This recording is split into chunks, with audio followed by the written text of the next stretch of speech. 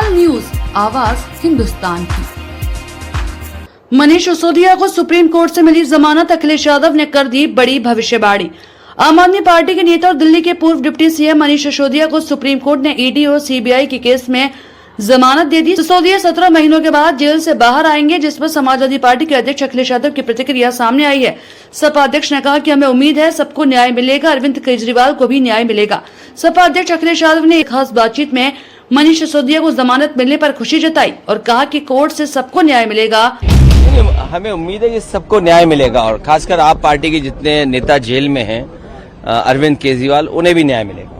Sir, ये वक्फ bill को लेकर बड़ा हंगामा। जब वक्फ बोर्ड, देखिए, वक्फ बोर्ड के जो बिल लेके आई है, सरकार सब पावर अपने पास रखना चाहती है और किसी के भी धर्म में बहुत ज्यादा हस्तक्षेप ठीक नहीं है। नीरज चोपड़ा सिल्वर जीता है क्या? नीरज चोपड़ा, मैं नीरज चोपड़ा को बधाई देता हूं और हमें उम्मीद थी कि शायद वो गोल्ड लेकर के आएंगे, लेकिन कंपटीशन दुनिया के बीच होता है, तो अगर वो सिल्वर लाए, हमें उम्मीद आने वाले समय में भारत के कुछ न कुछ खिलाड़ी ऊंचाई तक पहुंचेंगे।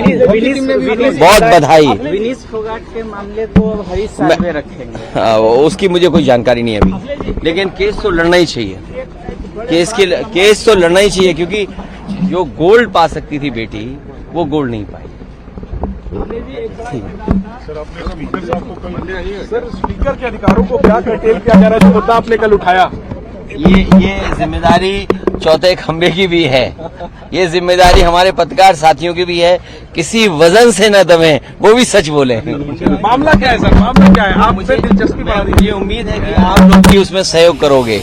अखिलेश यादव ने कहा कि बहुत खुशी की बात है और हमें उम्मीद है कि न्यायालय सभी को न्याय देगा और सभी को न्याय मिलेगा। मनीष सिसोदिया को एससी से मिली जमानत दरअसल सुप्रीम कोर्ट ने ट्रायल में देरी की वजह से आप नेता मनीष सिसोदिया को ईडी और सीबीआई के मामलों में राहत दी है। कोर्ट ने कहा कि सिसोदिया स्पीडी ट्रायल के अधिकार से वंचित है। ऐसे में कहकर जमानत से इनकार नहीं किया जा सकता कि अपराध गंभीर है। अपराध की प्रकृति कैसे भी हो, आर्टिकल 21 लागू होता है। सुप्रीम कोर्ट ने मनीष सिसोदिया को जमानत देते वक्त ये भी कहा कि वो एक सम्मानित व्यक्ति हैं और कहीं भी भाग नहीं सकते। उन पर जो मामले हैं उनमें ज्यादातर इकट्ठे सबूत किए जा चुके हैं, ऐसे में उनके साथ छेड़छाड़ करना संभव नहीं। हालांकि उन्हें कोर्ट ने जमानत की 2 शर्तें लगाई हैं। पहली कि उन्हें अपना पासपोर्ट जमा कराना होगा, दूसरे कि सिसोदिया को हर सोमवार को गुरुवार को थाने में हाजिरी भी देनी होगी। बता दें कि दिल्ली के पूर्व डिप्टी सीएम शराब घोटाले के मामले में पिछले 17 महीनों से तिहाड़ जेल में बंद है।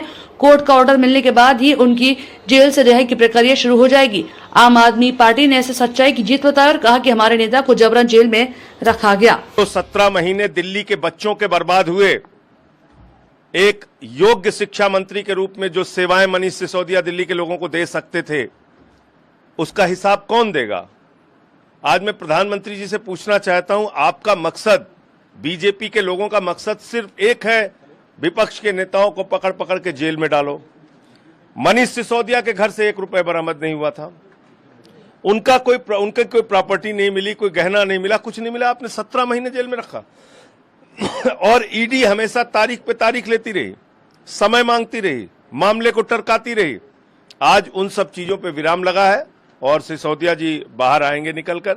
बहुत बड़ी खबर है हम सबके लिए। कोर्ट ने कहा कि आधिकारिक ड्यूटी भी अपनी कर पाएंगे अगर उन्हें, तो क्या उनके सरकार में शामिल किया जाएगा? आपको ऐसा अब उसके आने दीजिए, उसके बाद आगे का निर्णय लें। के लिए कितनी बड़ी राहत है? क्योंकि बहुत बड़ी राहत है, ये बहुत बड़ी राहत है आम आदमी पार्टी के एक एक कार्यकर्ता के लिए और सब कुछ बहुत आगे अच्छा होगा और जल्दी ही हमारे दोनों बाकी नेता भी बाहर आएंगे।